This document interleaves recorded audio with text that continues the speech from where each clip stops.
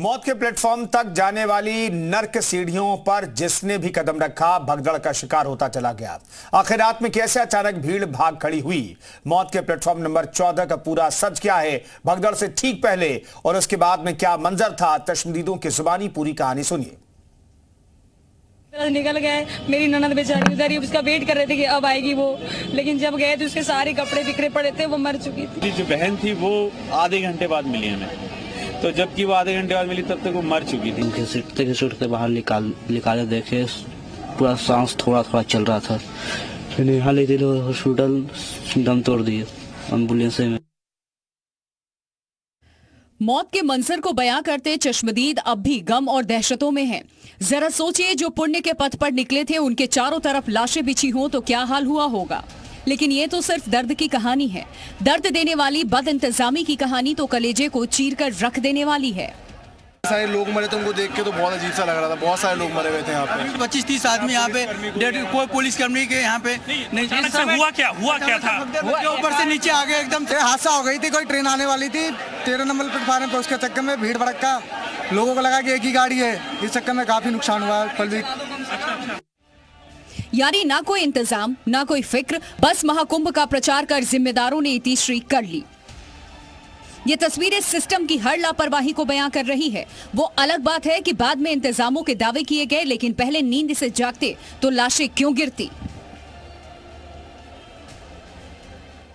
मेरा बीवी एक्सपायर हो चुके हैं, मेरा बेटी एक्सपायर हो चुके हैं, मेरा बेटा मतलब खो रखे हैं। ये जो है देख लीजिए, मिला लीजिए, ये है मेरा पूजा बेटी, यही एक्सपायर हुई है।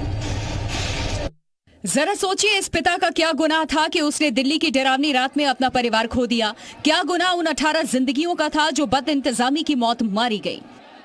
भीड़ ऐसे आगे नीचे हमारे आगे रोड से ऐसे पिच गई है, एकदम बहुत ही ज्यादा। 10-15 आदमी मरा हुआ है, 10-15 आदमी मरा है, पिच गई जी, हमने देखा नहीं गया। यानी मौत का मंजर अपनी आंखों से देखने वाले अब भी चैन से सो नहीं पाएंगे। जिसने अपनों को खोया उन्हें दर्द सोने नहीं देगा, जिन्होंने दूसरों को मरते देखा उन्हें मौत का मंजर सुकून से जीने नहीं देगा। लेकिन यकीन मानिए, जो इसके जिम्मेदार हैं वो कल भी चैन से सोए होंगे और आज भी चैन से सोएंगे।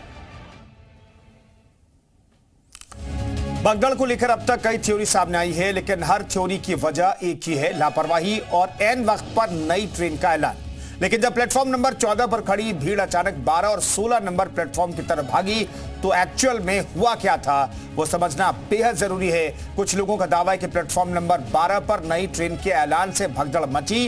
कुछ लोगों का दावा है कि ट्रेन का प्लेटफॉर्म बदलने से भगदड़ मची। इसकी पड़ताल में जी मीडिया को जो पता चला वो सन कर देने वाला है। कहानी को समझने से पहले जरा इन साहबान का बयान सुनिए, जो पड़ताल की अहम कड़ी है। कि 14 नंबर प्लेटफॉर्म पर प्रयागराज एक्सप्रेस आने वाली थी, तो उसका लोग इंतजार कर रहे थे, लगने वाली थी। इस बीच 12 नंबर प्लेटफॉर्म से स्पेशल ट्रेन का अनाउंसमेंट हुआ, तो लोगों की संख्या पहले से ज़्यादा थी, तो लोग 14 नंबर से 12 नंबर की तरफ जाने लगे अप्रत्याशित रूप से। यानी दोपहर तक जिस कहानी में प्लेटफॉर्म नंबर 16 का जिक्र था, अब उसमें प्लेटफॉर्म नंबर 12 की एंट्री हो गई। खैर, अफसरों की कंफ्यूजन छोड़िए और दूसरी वजह पर गौर कीजिए।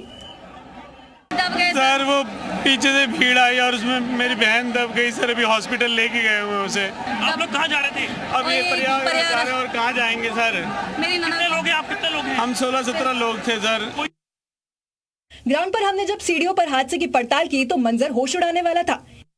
यहाँ पर लगना शुरू हुई, लोगों के चश्मे आप देख सकते हैं, लोगों की चप्पलें हैं, छोटे बच्चों के ये जूते हैं और इसी के साथ लोगों के खाने का सामान है।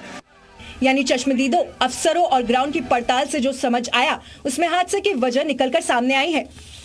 पहली वजह स्टेशन पर भीड़ का मैनेजमेंट ना होना, दूसरी वजह नई ट्रेन का अचानक ऐलान होना, तीसरी वजह स्पेशल ट्रेन पकड़ने के लिए लोगों का अंधाधुंध भागना, चौथी वजह मौके पर पुलिस फोर्स की कमी, पांचवी वजह बिना इंतजाम हर घंटे 1500 जनरल टिकट बेचना।